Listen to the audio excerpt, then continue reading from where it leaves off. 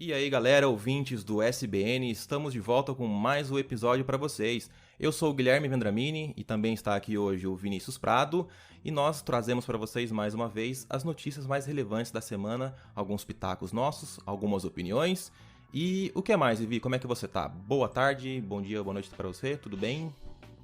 Bom dia, boa tarde, boa noite. Tô muito bem, um pouco de ressaca, mas tudo bem, faz parte, né? Hoje é sábado, apesar da gente só lançar esse episódio amanhã, hoje é sábado. Mas eu tô bem sim, estou me recuperando. A gente bebeu um pouco ontem ó, ali, mas não tem problema nenhum. Vamos para a notícia dessa semana, essa semana que foi longa, para alguns mais longas do que para outros, né? Sim. Tem muita coisa a ser comentada, muita coisa a ser falada e muita coisa importante pra gente debater aqui hoje. Semana cheia de assuntos, tivemos que fazer uma curadoria aí, escolher os assuntos que a gente queria falar, porque senão ia dar um episódio muito grande para falar, se fosse falar tudo o que aconteceu de importante. Mas vamos começar aí falando por um assunto de relevância internacional. Há pouco, agora no sábado, dia 7 do 11, acabou de ser divulgado que o Joe Biden foi o vencedor das eleições americanas. Donald Trump, então, não conseguiu se reeleger. Porém, né, Vivi, promete aí muita repercussão, porque o Trump não vai aceitar a derrota muito fácil, não. Como um bom perdedor, né? Era esperado que o Trump fosse reclamar, que fosse protestar, que fosse xingar em relação aos votos. Ele que já tinha avisado isso antes, já sabia que corria o risco de não ser reeleito e provou ser um menino mimado que quer tudo na força e já recorre ao Supremo Tribunal lá dos Estados Unidos para anular votos, anular a eleição, porque ele quer a vitória só para ele. Meu, prevejo isso também no futuro muito próximo aqui. Então, só relembrando aí, para quem não sabe, o sistema eleitoral americano é um pouquinho diferente do nosso, né? Aqui no Brasil, os eleitores vão lá, votam e a maioria define quem é o vencedor. Lá nos Estados Unidos, os estados votam e cada estado tem um peso diferente, né, a partir da sua população e tudo mais. E lá o que elege ou não o presidente é o número de delegados que são votos decisivos que eles falam lá, né? Que contam, e cada estado, igual eu falei, tem um peso diferente. Então cada estado consegue proporcionar mais ou menos votos para o candidato escolhido. Dessa forma, cria-se um precedente meio estranho. Aliás, o Trump foi eleito, eu não lembro quantos milhões de votos a Hillary Clinton teve a mais na última eleição, mas o Trump, por essa questão aí de delegados, tudo acabou vencendo. E também ele, né, igual você falou, como um excelente perdedor, ele não vai deixar quieto, já prometeu aí que vai entrar na justiça, vai fazer um rebuliço aí, então assim, tá definido, porém eu acho que ainda vai dar um pouquinho de pano pra manga aí nessa questão aí de quem vai ser o próximo comandante dos Estados Unidos, o que tem um peso muito grande no mundo todo, né? E o retorno do Partido Democrata ao poder também traz bastante questões da perda da extrema-direita no mundo, né? A gente começa a perceber que, igual vai ser citado no próximo episódio aí que a gente já se preparou para vocês, os países que tiveram mais problemas com a questão da pandemia foram os países que tiveram a extrema-direita no seu poder. Então a volta do Partido Democrata para o poder revela um pouco dessa quebra da direita no poder, essa ausência de apoios que eles achavam que eles não teriam, né? Isso se refletiu aí em 4 milhões de votos de diferença do voto popular nos Estados Unidos, né? Joe Biden, então, sai na frente com 290 votos eleitorais na frente, né? Enquanto o Donald Trump tem 214. Isso revela uma preferência muito grande para a volta o que muitos chamam da esquerda no poder, mas na verdade, a gente tem que tentar entender que a mescla de jogos no poder é assim mesmo, né? Uma hora tá numa mão e outra hora volta para outra.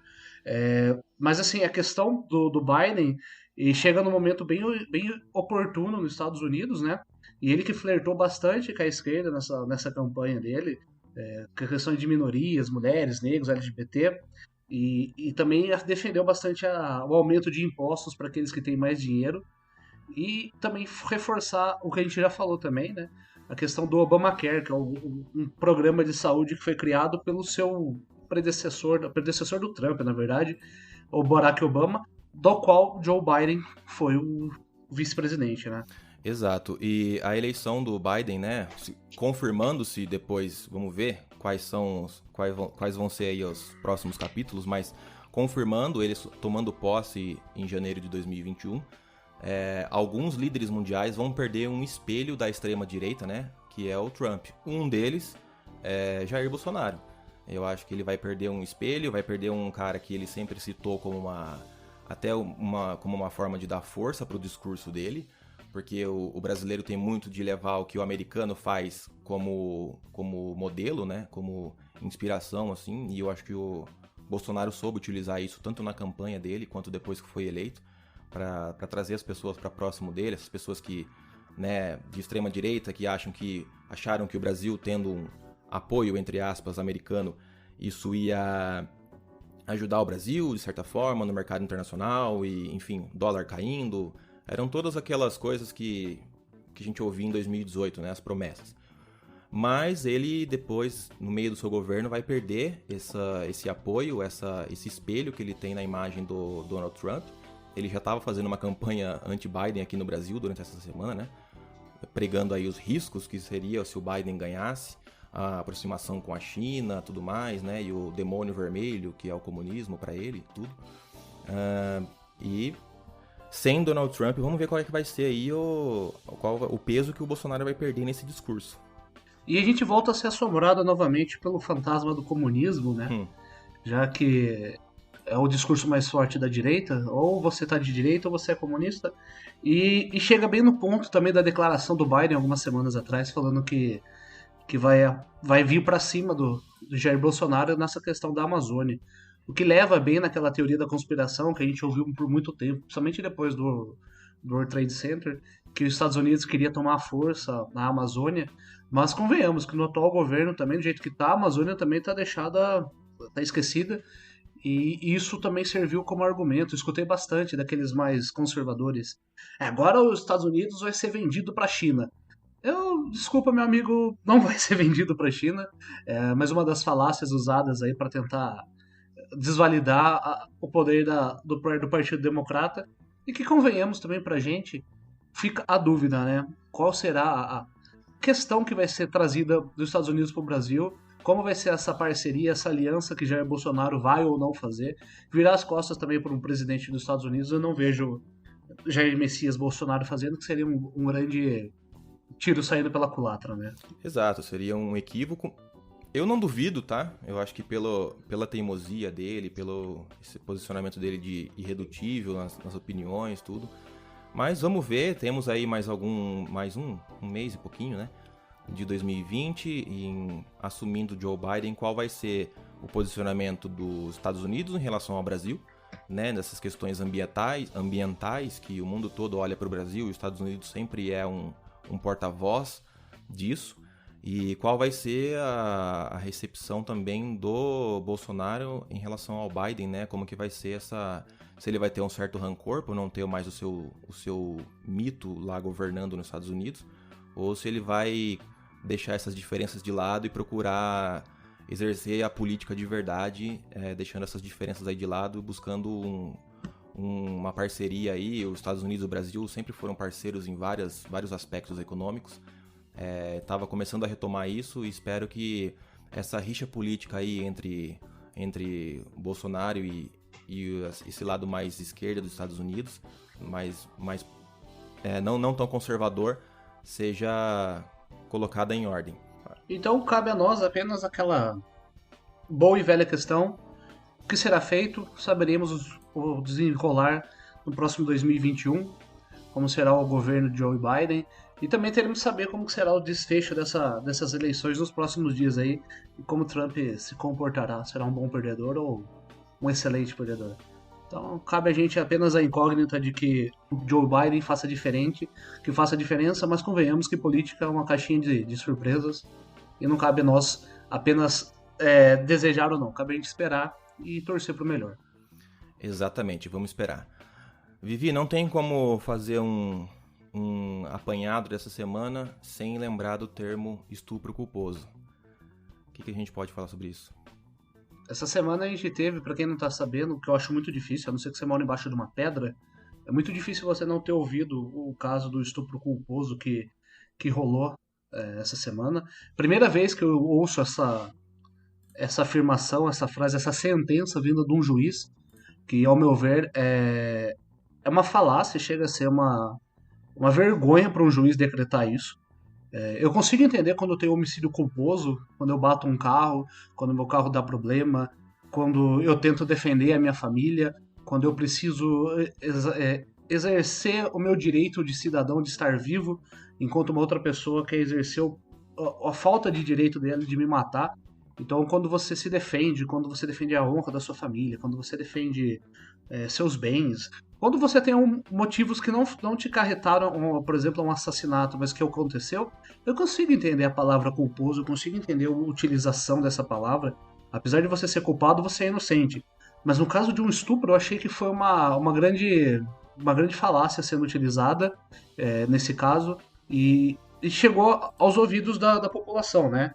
Esse caso que sem precedentes no Brasil, mas que de forma errônea, uma forma monstruosa, acabou transformando uma vítima em réu, né, Gui?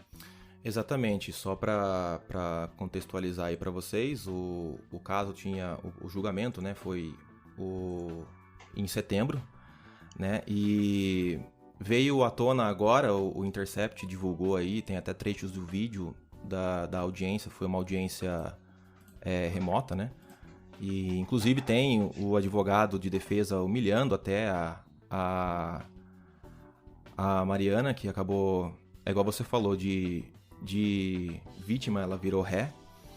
E eu acho que é um risco muito grande também de uma abertura de precedentes perigosíssimo para próximos casos que infelizmente acontecerão, né? Porque você imagina agora as defesas dos próximos réus de estupro vão querer explorar isso. Eles vão procurar alguma forma jogar a culpa na mulher, ou que ela não falou não, então se ela não falou não, ela aceitou. Não, cara, não é assim. Como é que estava o estado dela? Ela estava alterada? Ela tinha condição de te falar não? Né? Mas acho que isso não foi levado em conta, foi simplesmente uma tentativa e com sucesso de inocentar mais um homem e jogando a responsabilidade para a mulher. Só que eu acho que o que mais revolta, o que mais levanta, assim, dá asco, é ver muita gente comprando essa ideia e defendendo essa ideia. E aí que eu acho que eu queria entrar também nessa parte de que isso eu acho, se a gente ficar quieto, todos, tá, como sociedade, as mulheres levantam essa luta porque são elas que sofrem com isso. Mas eu e Vivi, a gente estava até conversando ontem e agora, pouco antes de gravar o podcast em off, eu acho que os homens que são desconstruídos, que têm essa cabeça, que entendem isso, entendem o que as mulheres passam e que também não aceitam isso, você tem que se posicionar. Você tem que falar com outros homens, você tem que falar com o seu amigo, e se seu amigo faz esse tipo de coisa, você não tem que passar pano pra ele, sabe? Porque isso acontece muito também. O cara condena o desconhecido, mas o amigo, ele acha uma forma de passar um pano. Então, eu acho que é uma luta que tem que ser de todos. É igual, eu acho que ainda vai acontecer muito, né? E é triste, a gente sabe disso, infelizmente vai acontecer muito. Mas o meu maior medo é o precedente que esse caso pode deixar. De próximos casos também serem, do estupro culposo virar igual o homicídio culposo, né? Vai virar aí um termo que vai ser muito utilizado e buscado nos próximos julgamentos. Vamos dar nome aos bois aqui, né? Claro, claro. Esse julgamento foi da Mariana Ferrer, ela que foi a vítima, ela que fez a denúncia, ela que não se sentiu confortável com o que aconteceu, ela que se sentiu violada, foi estuprada por André de Camargo Aranha, um empresário lá de Santa Catarina, e a defesa, como uma falácia, uma coisa assim, sem escrúpulo nenhum, desculpa falar, até que esse advogado defendeu já a Sarah Winter, sabe? Ele é um advogado também que a gente não pode prezar muito pela dignidade dele. Ele usou fotos sensuais que a pessoa posta no Instagram como provas, tá vendo? Olha o jeito que ela se porta. Ou seja, ele simplesmente pegou esse caso, ele pegou a situação da menina e reverteu, como se o cara fosse simplesmente uma vítima da situação e não ela. Exato. Tipo, né? ele foi obrigado a abusar dela porque ela usa roupas sensuais, ela posta fotos sensuais. Não, tipo, olha as fotos que essa mulher posta. Eu tenho que estuprar ela. Tipo, não tem como, cara. É impossível. Entendeu? E na cabeça desses caras, na verdade, nem foi estupro. Foi, exatamente, foi, exato. foi, foi o sexo, porque na verdade, assim, né? É igual diz aquela máxima, né? Se você está sentado numa mesa, chega um nazista e você não se levanta, nessa mesa tem dois nazistas. Então a questão é a mesma. Se você sabe que seu amigo faz esse tipo de coisa e você não se posiciona, você é igual a ele. Você entendeu? Você é igual a essa pessoa. Então, o que se pode ver foi homens, porque no vídeo, você assiste o vídeo, você acaba percebendo. A única mulher nesse júri era ela. Ela está sendo defendida, julgada e sentenciada por 4 caras. Então a gente chega num ponto em que ela teve que pedir que ela queria respeito, né? E o advogado ainda fala e definiu as fotos dela como ginecológicas. Olha o nível que a gente chegou de acusar a vítima. Né? A gente apontou o dedo na cara da vítima e falou: por causa das suas fotos, por causa do jeito que você se comporta, por causa do jeito que você se veste, você teve o que você merecia. Praticamente foi isso que ele falou. Né? E ele pegou e ainda paz, o juiz chegou e falou assim: ele estuprou, mas ele não teve culpa. Meu, a gente chegou no fundo do poço da nossa democracia, da nossa jurisprudência, da nossa questão legal no Brasil, onde a gente tem juízes, homens determinando que uma mulher vítima do estupro causou aquilo para ela mesma, né? Exato, é assim, é muito triste, cara, eu não sei, assim, a gente fica até sem palavras, né, porque, cara, você vê e tem vídeos, tudo, né, que comprovam, enfim, teve também recentemente o caso do Robinho, só pegando um gancho, a gente não chegou a falar disso aqui, mas só pegando um gancho, porque eu acho que cabe muito também, né, que também foi mais ou menos igual, a moça ela também não estava com condição de negar alguma coisa, então, tipo, se ela não negou é porque ela queria, mas ela não estava nem em condição de negar, cara. Então, e também entra muito disso, né, que infelizmente é uma cultura muito forte, que é do estupro por merecimento. Ela foi abusada porque ela provocou, ela foi abusada porque ela usa roupa curta, ela foi estuprada porque, né, por motivo que a culpa é dela. Então, assim, é igual eu digo, eu reforço, e eu espero que isso, sei lá, que aconteça alguma coisa com esse julgamento, que seja revertido. Não sei a forma jurídica correta para isso, enfim, de qualquer forma que seja, para que não se abra esse precedente. Que eu acho que o caso, no caso dela já foi uma coisa muito grave, você imagina se isso voltar a acontecer. Né? Então a gente tem que lutar para que isso não aconteça. E mais do que isso, a gente tem que lutar para mudar. A gente tem que lutar para que tanto nós homens quanto as próximas gerações que vêm aí, tudo de homens, de pessoas, né, de seres humanos, entendam melhor. Eu acho que faz parte da gente também, isso é uma coisa que a gente falava também ontem, né, educar os nossos filhos e ensinar desde cedo, enfim, mudar isso que já vem enraizado desde cedo, desde sempre, né, é uma cultura que já vem enraizada e faz parte da gente que entende agora melhor as coisas, passar a mudança daqui pra frente. Pra gente não se estender demais nesse caso, abrir uma jurisprudência dessa para outros casos simplesmente anular agora a palavra estupro no Brasil, simplesmente tirar a culpa do estuprador e passar para a pessoa. Então teríamos uma ditadura de roupas, teremos uma ditadura de comportamentos, entendeu? A gente volta, a gente Uma regride regressão. 50 anos, a Exato. gente regride 50 anos no passado, a questão de comportamento, enquanto tem que se falado cada vez mais na liberdade e na igualdade da mulher. Não quem somos nós, homens héteros brancos aqui conversando sobre isso, mas a mensagem que a gente quer passar não são para as mulheres, vocês continuem a sua luta, mas nós queremos passar para os héteros brancos também, os homens que estão nos ouvindo, que muitas vezes vão desmerecer a mulher ao falar disso. Então escute a gente, tá? A gente escutou elas, e se você não quiser escutar elas, vocês, por favor, escute a gente. Qualquer forma de sexo sem consentimento é estupro. Mas nem só sexo chega a ser estupro. Você enviar a foto do seu pênis para uma mulher é uma forma de assédio. Você encoxar uma mulher no ônibus é assédio. E às vezes o assédio ele vem disfarçado de amor, ele vem se disfarçado de carinho. Então, às vezes você é casado, você tem sua namorada, você se acha no direito de violar uma pessoa apenas por causa do que ela é sua esposa. Ela te deve aquilo como uma obrigação. Você enxerga a mulher como uma posse, não como uma parceira, uma amiga, uma companheira. Então, o assédio, o violento, ele escancara a violência, ele escancara o errado. Só que quantas mulheres dentro da sua casa são violadas, Quantas mulheres dentro da sua casa sofrem assédio, apanham e ficam em silêncio? A Mariana teve coragem de fazer a denúncia, a Mariana teve coragem de se levantar, ela teve uma defensoria pública contra um advogado, igual eu já disse, defendeu pessoas importantes, né? Novamente entra a questão do dinheiro, do poder e do privilégio, Sim. né? Ele, por ter dinheiro, ele por conseguir bancar um advogado, ele conseguiu arranjar um advogado que sabia falar as palavras certas. Enquanto você pega um defensor público, infelizmente ele talvez não tenha as palavras corretas. E o juiz simplesmente deu uma causa ganha, né? Pra esse cara, convenhamos que, apesar dos pesares, estupro culposo, pra ele é uma vitória. Pro Aranha é uma vitória. Ele sai como inocente, ele sai com a cabeça erguida, enquanto a Mariana, a vítima disso, sai como perdedora, sai com a cabeça baixa, sai envergonhada e sai marcada toda a sociedade. E recentemente eu vi uma matéria do Globo, do G1, e que uma professora de uma escola adventista, então a gente já sabe que também tem um preconceito religioso aí incutido, e que ela fala que as mulheres, você pode usar os seus shortinhos curtos, mas usa na praia, sabe? Usa em situações que convém, porque coitadinho dos homens, ela usa essa palavra, coitadinho dos homens, que, né, eles têm testosterona. Elas, assim, se você defende esse tipo de pensamento, você compara os homens simplesmente a animais, que simplesmente agem por instinto.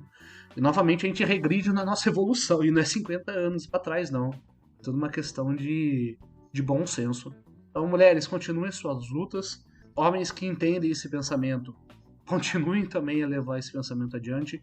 E você que acha que está correto o seu comportamento com a sua esposa, com a sua namorada, com a sua ficante, com a sua crush, reveja, tá? Pensa se sua mãe ia gostar de ser tratada desse jeito. Pensa se sua filha, se você ia gostar que a sua filha te falasse, apesar da gente ter ouvido também merda essa semana de um comentarista que por é aí. Pai de menina, né?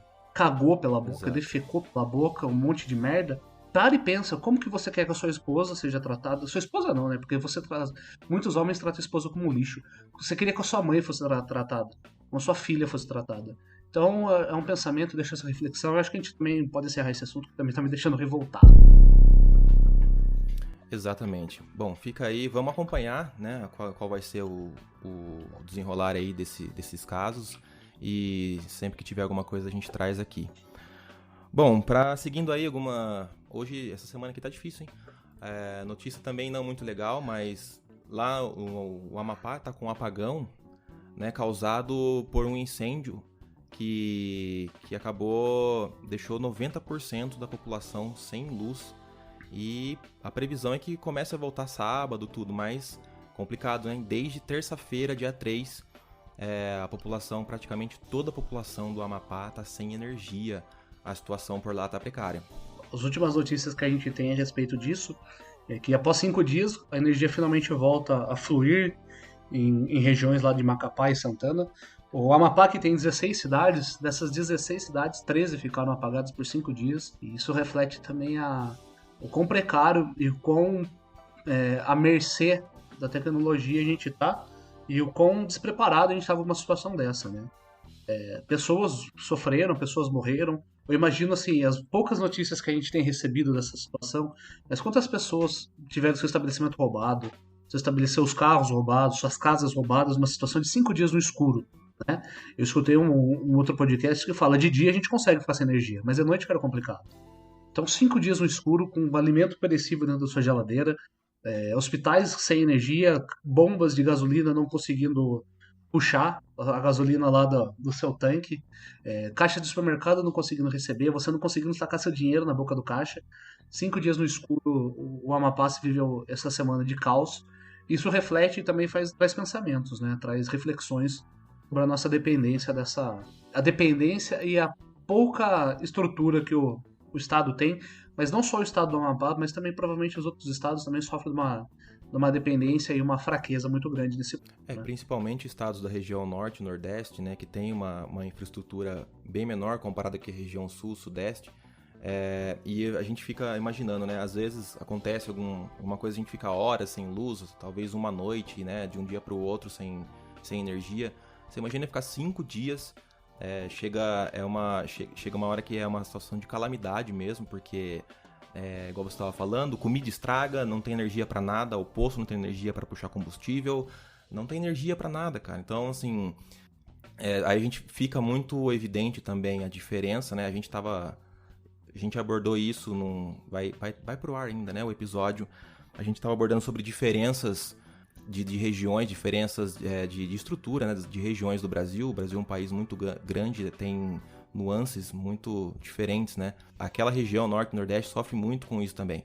A estrutura precária, a falta de investimento que se há na região e em casos assim que a população fica à mercê mesmo, não tem o que fazer, infelizmente, só contar aí com a ação dos órgãos, tudo para restabelecer a energia.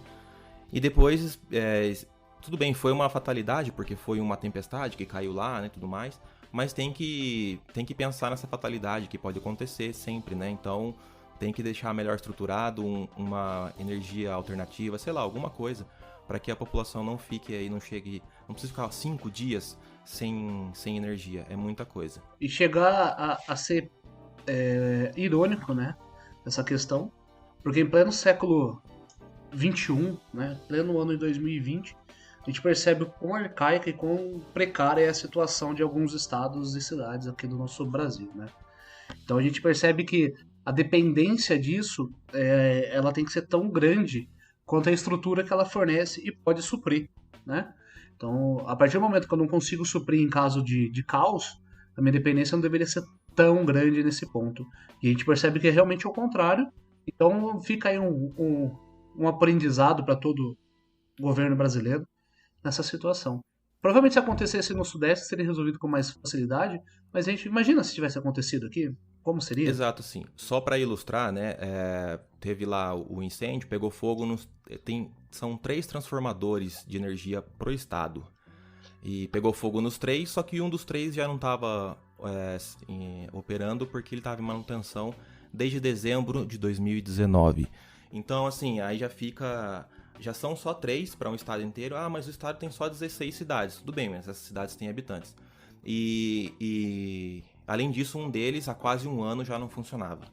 Então fica aí, claro, mais uma vez, mais claro ainda, a diferença de estrutura que existe no país. E chega a notícia ruim, né?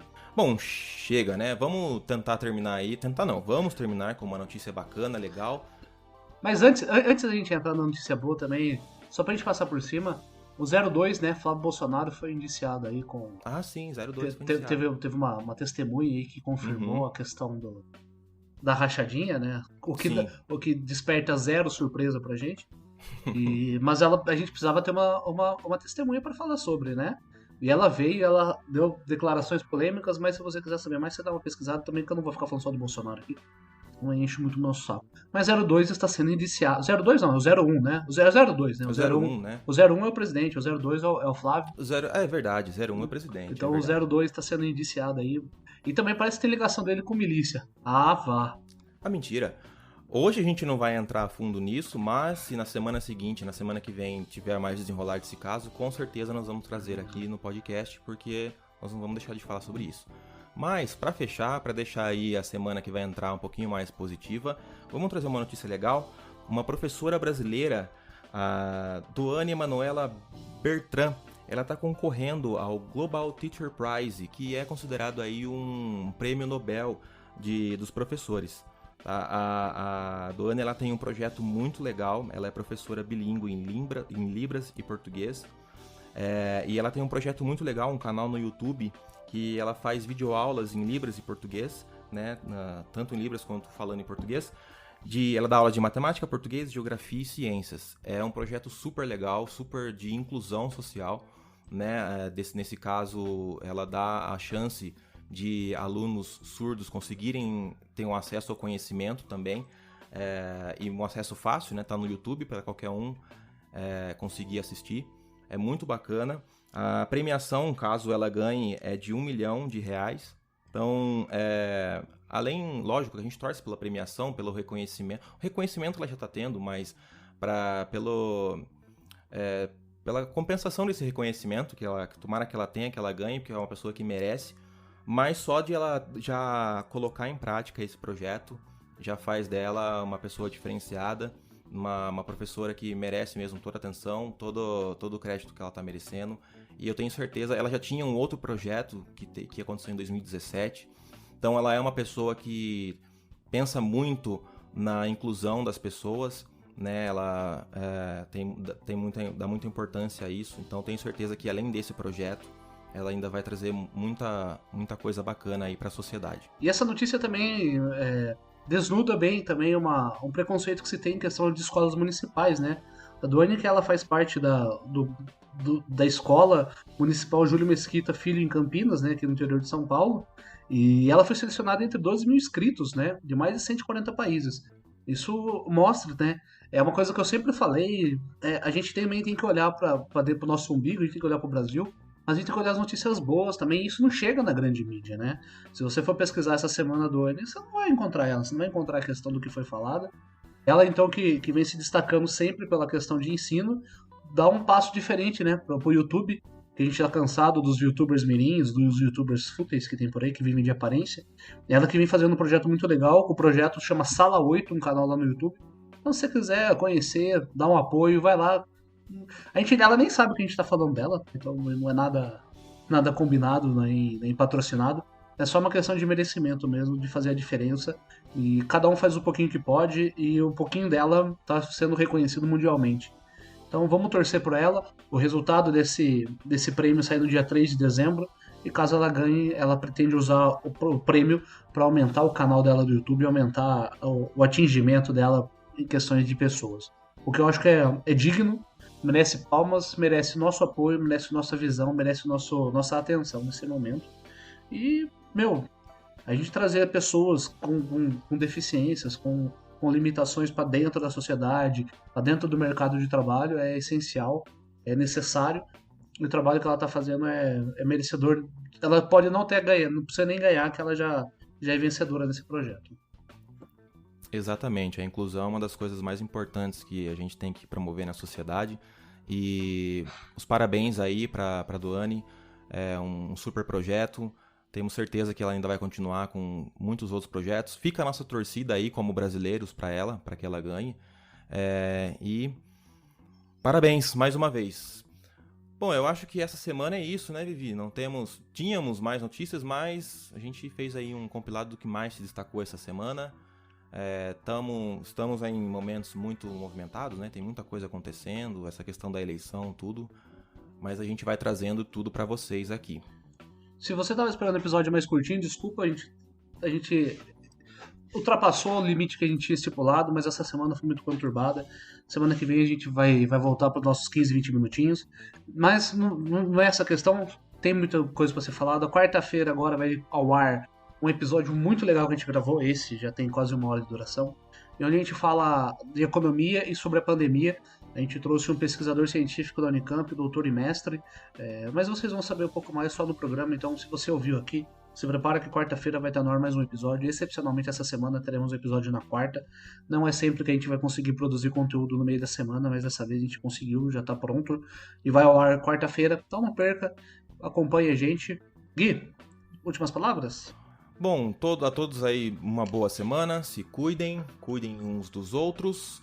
E é isso aí, Vivi. Até mais. Um abraço.